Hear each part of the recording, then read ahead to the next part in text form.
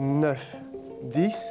L'année 11, dernière, 12. c'était un chorégraphe, Grégory Grosjean, qui avait fait danser les patients du centre de rééducation. Il y a 2 mois, c'est le graphiste occitan Bonnefrit qui a peint cette fresque en s'inspirant des techniques des kinés.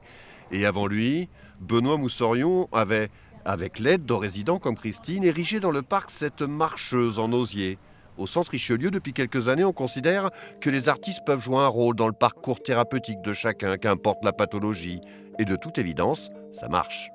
L'art est très puissant en fait finalement, puisque on s'est rendu compte que dans la rééducation en fait ça renforçait encore plus cette rééducation, parce que le patient avait envie d'aller encore plus loin par rapport à la création. Il y avait la notion de créativité, d'innovation qui s'est intégrée encore plus dans notre modèle qu'on connaissait de la santé.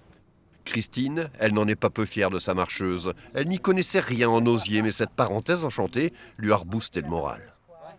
Ça nous change des activités qu'on fait tous les jours pour pouvoir, entre autres pour moi, remarcher, quoi.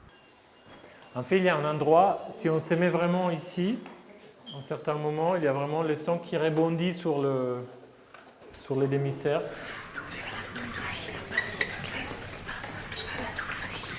Le sculpteur de son Alessandro Bossetti n'a pas hésité une seconde pour installer sa résidence dans le service de pneumologie, en respi comme on dit à Richelieu. Il a installé son dispositif dans l'escalier du bâtiment.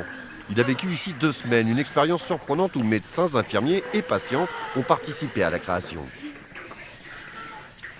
En plus, mes partitions, c'était des partitions c'était pas des partitions pour des gens pas professionnels, très ouvertes. Donc il y avait vraiment un moment de partage, de dire comment on va faire ça ensemble. Donc on s'amusait à chercher ensemble ce qui peut être une manière de réaliser ces partitions.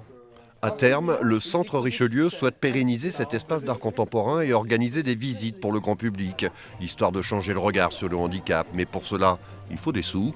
Amis mécènes, à bon entendeur.